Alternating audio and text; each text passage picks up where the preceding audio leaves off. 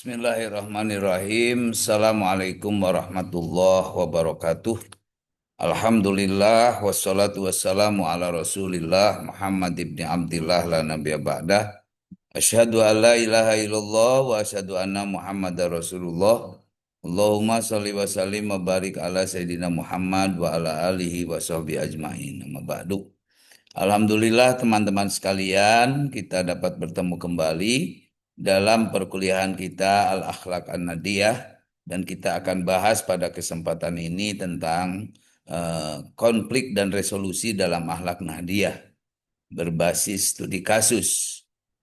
Ini adalah sebuah pendekatan untuk keharmonisan organisasi dan juga kebangsaan. Teman-teman sekalian, ya, Nahdlatul Ulama ini sebagai organisasi sosial tentu eh, adalah organisasi terbesar di Indonesia. Dia memiliki pondasi etika dan moral yang kuat dan juga dikenal sebagai akhlak Nahdiyah. Nah, prinsip-prinsip ini tentu tidak hanya mengatur hubungan vertikal manusia dengan Tuhan, tetapi juga hubungan horizontal antar sesama, yaitu yang disebut dengan muamalah dan interaksi sosial. Nah, dalam konteks masyarakat yang majemuk, yang dinamis, maka potensi konflik, baik itu internal maupun eksternal, pasti ada dan selalu ada. Nah, oleh karena itu, kerangka resolusi konflik, ya, yang berakar pada akhlak Nahdiyah ini menjadi relevan untuk menjaga keharmonisan, menjaga persatuan, dan juga stabilitas organisasi. Nah, kemudian bahwa kita tahu bahwa, ya, ada beberapa prinsip akhlak Nahdiyah, baik itu prinsip vertikal maupun juga prinsip-prinsip horizontal.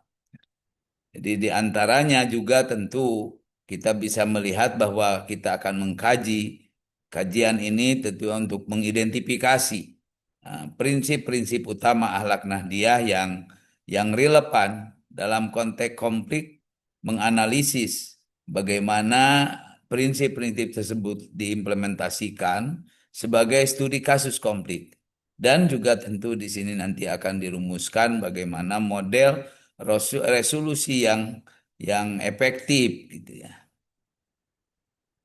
Nah, kita tahu bahwa ada 4 pilar akhlak Nahdiyah gitu. Jadi akhlak Nahdiyah ini bersandar pada 5 pilar utama yang secara inheren ini berfungsi sebagai mekanisme pencegahan, ya, dan resolusi konflik. Nah, prinsip yang pertama adalah tawasud, yaitu moderat, di mana tawasud ini adalah bersikap tengah-tengah, tidak ekstrem kanan atau juga tidak ekstrem kiri. Nah, peran dalam resolusinya bahwa di situ menghindari polarisasi dan membuka ruang dialog berbasis posisi yang netral. Kemudian yang kedua adalah tasamuh. Nah, tasamuh ini toleran. Nah, maknanya adalah menghargai perbedaan, menerima pandangan atau juga praktek yang tidak sejalan. Nah, perannya dalam resolusi yaitu mengatasi konflik ideologi, mengatasi konflik kultur, dan juga perbedaan pendapat atau hilafiyah dengan sikap lapang dada. Ya. Kemudian yang ketiga ada tawazun. Tawazun ini menyelaraskan antara aspek spiritual dan material, serta antara hak dan kewajiban. Nah, dalam makna hal ini maka perannya ada dalam resolusi ini menjadi dasar untuk mediasi yang imparsial dan penegakan hukum organisasi yang objektif. Nah, kemudian ada peran lagi yang kelima, yaitu amar ma'ruf nahi mungkar. Nah, amar ma'ruf dimaknai sebagai dilakukan, bahwa mengajak kebaikan dan mencegah kemungkaran ini dimaknai dalam hal konflik ini dilakukan dengan cara yang hikmah, bijaksana, juga mauidhah hasanah dengan nasihat yang baik, dan juga mujadalah billati hiya ahsan, yaitu dengan debatnya yang santun gitu ya. Nah, dalam perannya ini memberikan batasan etika dalam menyampaikan kritik dan juga mencegah konflik vertikal, baik itu pimpinan dengan anggota. Apakah itu dengan pimpinan atau anggota. Nah, maka dari itu teman-teman sekalian kita akan bisa melihat bagaimana di antaranya ada studi kasus konflik internal kepengurusan. Nah, dalam hal ini tentu bahwa di dalam konflik ini ya kasus konflik satu yaitu internal kepengurusan. Kepengurusan antara kepentingan praktis yang dimana dimensinya atau latar belakangnya adalah terjadi konflik antara dua kelompok pengurus misalnya di level cabang NU, PCNU. Terkait apa? Terkait pengelolaan dana wakaf produktif. Nah, kelompok A itu ingin dana diinvestasikan untuk pendidikan. Nah, sementara kelompok B ingin menggunakannya untuk pembangunan infrastruktur organisasi secara langsung. Nah, konflik itu memuncak menjadi saling kritik dan ancaman emosi tidak percaya. Nah, karena itulah eh, ini konflik kepentingan dan juga konflik struktural. Ya. Maka di situ ada pemanfaatan sumber dalam hal ini adalah pemanfaatan sumber daya. Gitu ya. Nah, bagaimana resolusinya? Gitu ya. Resolusi dalam konflik ini, maka dalam hal ini ya, ada diaplikasikan. Aplikasinya adalah aplikasi tawasud, ya. Yaitu konflik diatasi melalui musyawarah, rapat khusus di bawah fasilitasi Rais Suriah dan kemudian tanfidiyah wilayah. Nah, mediator mengambil posisi netral, tidak langsung memihak A atau juga B. Maka solusi yang diusulkan itu bersifat moderat. 50% dana dialokasikan untuk pendidikan, misalnya seperti keinginan A, dan 50% untuk infrastruktur organisasi.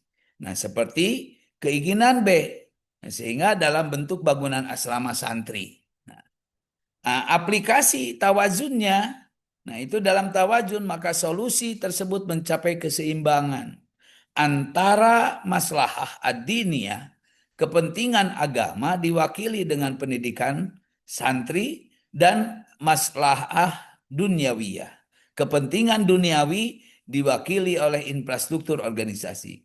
Nah, keseimbangan ini meredam ketegangan karena kedua belah pihak berasa kepentingannya diakomodasi. Nah, kemudian yang ketiga ada aplikasi itidalnya. Nah, maka di sini penilaian terhadap argumen kedua belah pihak dilakukan secara adil. Fokusnya adalah pada anggaran dasar dan anggaran rumah tangga atau ADART serta regulasi wakaf pengurus besar Nahdlatul Ulama. Jadi tidak ada pengurus yang dicopot atau juga disingkirkan. Maka resolusi itu berfokus pada substansi masalah. Nah, kesimpulannya adalah kita dapat belajar dari kasus ini, resolusi efektif dicapai melalui mediasi netral, yaitu tawasud dan iktidal, yang dimana di situ menghasilkan solusi kompromi yang seimbang sesuai dengan tujuan organisasi. Nah, kemudian ada di kasus dua. Nah, kasus dua ini konflik eksternal. Jadi dalam hal ini perbedaan ideologi dan juga kultural. Yang melatar belakangi daripada konflik itu adalah bahwa NU dan ajarannya, misalnya tradisi tahlilan, tradisi ziarah kubur, ini dikritik keras oleh kelompok keagamaan lain di media sosial. Kritik ini dianggap provokatif dan juga memicu ketegangan di masyarakat, akar rumput, di grassroots. Ya. Maka anggota NU didorong untuk merespon dengan demonstrasi atau juga oleh serangan balik verbal yang serupa. Nah, tipe konfliknya seperti ini adalah konflik ideologi, konflik nilai dan juga kultural. Mari kita analisis Nah, analisis resolusi akhlak nadianya seperti apa? Nah, dari awal misalkan dari dalam aplikasi Tasamu. Nah, dalam aplikasi Tasamu, respon awal dianjurkan oleh pimpinan NU adalah menahan diri, mengutamakan toleransi, mengakui hak kelompok lain untuk memiliki pandangan berbeda. Nah, meskipun salah menurut perspektif NU, hal ini mencegah konflik melebar menjadi perpecahan visi. Nah, aplikasi yang kedua adalah aplikasi amar ma'ruf nahi mungkar. Yaitu dengan cara apa? Respon dilakukan bukan dengan kebencian, melainkan dengan mujadalah billati hiya ahsan. Diskusi atau debat dengan cara terbaik. Nah, pimpinan NU mengeluarkan pernyataan resmi yang menjelaskan dasar hukum fikih tradisi mereka secara ilmiah dan juga menenangkan anggota agar tidak terpancing emosinya. Nah, aplikasi yang ketiganya adalah dengan mekanisme tabayun, konfirmasi. Nah, sebelum mengambil tindakan, misalnya melaporkan ke pihak berwajib, dilakukan proses tabayun. Untuk apa? Untuk memastikan konteks dan maksud dari kritik tersebut. Jika kritik itu melanggar hukum, penanganannya diserahkan kepada jalur formal, bukan giroh atau bukan karena emosi-emosi massa. Nah, kemudian aplikasi tawasudnya, NU memilih jalur dakwah kultural, memperkuat ajaran di internal daripada konfrontasi langsung, mengambil posisi ekstrim yang tujuannya adalah merawat persatuan emosional, bukan memenangkan pertarungan ideologis yang secara destruktif. Nah, dalam hal ini dapat disimpulkan bahwa resolusi didominasi oleh kontrol emosi, yaitu tasamu, dan respon edukatif, yaitu amar ma'ruf nahi mungkar. Maka resolusi konflik eksternal diupayakan melalui jalur dakwah yang bijaksana dan juga penegasan identitas secara damai. Baik, kita masuk kepada konflik yang ketiga, studi kasus ketiga. Nah, ini yang paling hangat ya, yaitu bagaimana konflik vertikal otoritas antara Tanfidiyah versus Suriah. Dan ini terjadi tentu akhir-akhir ini di akhir 2025 dan masih berlangsung. Nah, apa yang melatar belakangi ini konflik antara Suriah, yaitu badan nasihat atau otoritas tertinggi, dipimpin oleh Rois Am, dan kemudian Tanfidiyah, badan pelaksana dipimpin oleh Ketua Umum, yang memuncak akhir 2025. Dipicu ini oleh keputusan Suriah memberhentikan Ketua Umum Suriah, Ketua Umum Tanfidiyah, Gus Yahya, karena dugaan pencemaran nama baik, menghadirkan tokoh Zionis. Ketua Umum menolak putusan karena dianggap improsedural, bukan melalui muktamar. Nah, sementara Suriah menunjuk PJ Ketum baru. Nah, ini kan menciptakan dualisme kepemimpinan dan juga krisis legitimasi struktural. Nah, kalau dinamai sebagai tipe konflik, ini konfliknya adalah konflik struktural dan juga otoritas, atau yang disebut dengan jurisdiksi. Nah, mari kita analisis resolusi akhlak nahdiyahnya seperti apa. Nah, mungkin tadi yang pertama itu berkaitan dengan pelanggaran yang tidak, keadilan prosedural. Nah, konflik ini berakar pada sengketa legitimasi dan juga prosedur. Prinsip i'tidal menuntut agar penyelesaian dicapai dengan berpegang teguh pada anggaran dasar dan juga anggaran rumah tangga, secara kaku dan adil. Nah, pintu utama resolusi itu harus dibuka. Melalui apa? Melalui forum tertinggi yang sah. Nah, forum tertinggi yang sah itu adalah muktamar, bukan melalui mekanisme rapat harian sepihak. Demi menjaga apa? Demi menjaga keadilan prosedural dan juga menghindari presiden-presiden buruk. Nah, yang kedua tentu harus diuji tawasudnya, moderasi substansif. Nah, isu yang memicu konflik, tindakan ketum yang dianggap ya, mencemarkan nama baik, itu menuntut respon yang tawasud. Nah, NU itu harus mampu menilai apakah tindakan tersebut merupakan ekstremisme politik atau bagian dari diplomasi yang moderat, serta membedakan antara hilafiyah, perbedaan pendapat yang dapat diterima, dan pelanggaran etika yang fatal tanpa jatuh ke dalam polarisasi. Nah, yang ketiga itu keseimbangan tawazun, otoritas. Maka NU itu dibangun di atas prinsip tawazun antara otoritas moral kiai sepuh yaitu para syuriah dan otoritas manajerial yaitu tanfidiyah. Nah, resolusi konflik itu harus bertujuan untuk memulihkan keseimbangan ini dengan memperjelas batasan kewenangan masing-masing, memastikan keduanya berjalan selaras tanpa ada klaim otoritas absolut yang melebihi anggaran dasar atau juga anggaran rumah tangga. Nah, kemudian yang keempat, aplikasi amar ma'ruf nahi mungkar dengan hikmah. Nah, tindakan Suriah dapat dilihat sebagai upaya nahi mungkar terhadap potensi penyimpangan. Namun, ya, prinsip ini harus dijalankan dengan hikmah, dengan kebijaksanaan dan mau'idoh. Ya. Mau'idoh hasanah, yaitu nasihat-nasihat yang baik. Nah, penggunaan prosedur yang tidak diterima oleh pihak lain dapat menimbulkan mudarat, menimbulkan kerusakan organisasi yang lebih besar. Maka krisis legitimasi itulah yang akan terjadi daripada maslahah atau manfaat yang diinginkan. Nah, maka dalam kasus ini dapat disimpulkan bahwa konflik tertinggi ini membutuhkan penegakan keadilan prosedural, yaitu i'tidal sebagai pintu masuk utama.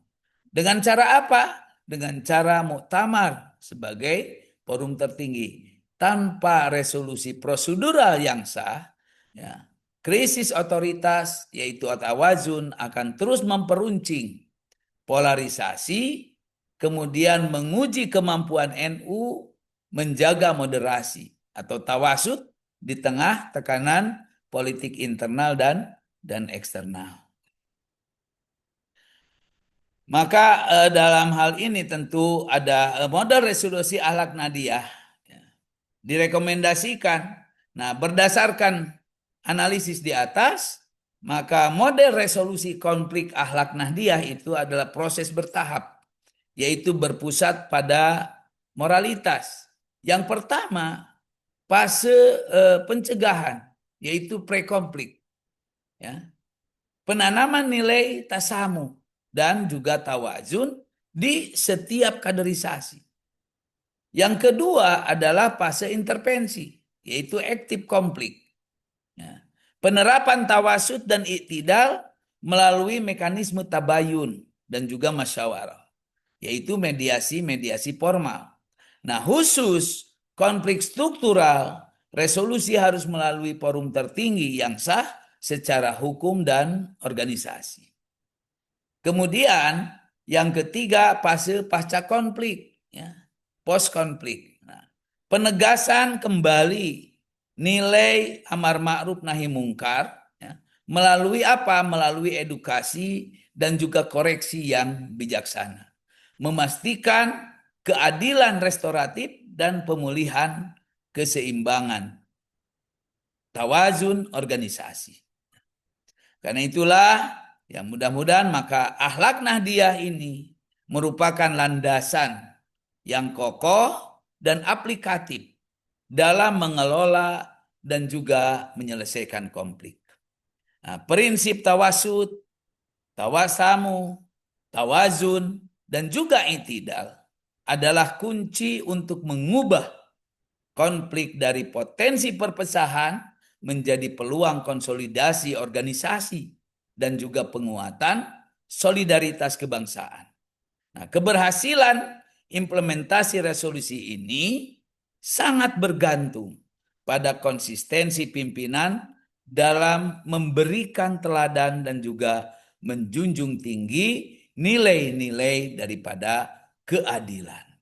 Nah, itulah teman-teman sekalian yang bisa disampaikan dalam mata kuliah kita hari ini, ya, dengan fokus konflik dan resolusi dalam akhlak Nahdiyah berbasis studi kasus.